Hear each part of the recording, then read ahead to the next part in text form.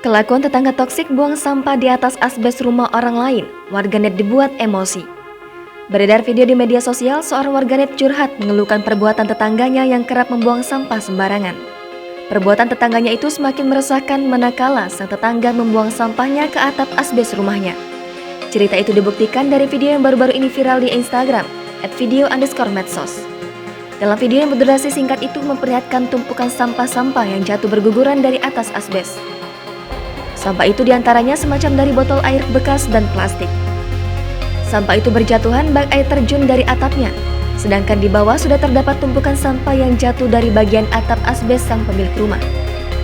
Kekesalannya semakin memuncak saat tumpukan sampah tersebut sampai membuat atap asbesnya pecah.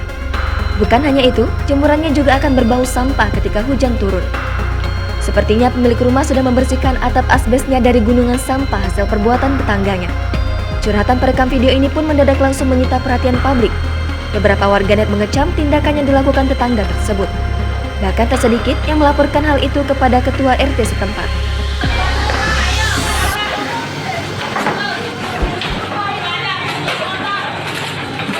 Ya Allah, pembuangan sampah benar. Lihat nih orang jolim. Tuh, lu sampah. Jangan lupa subscribe, share, komen, dan like ya.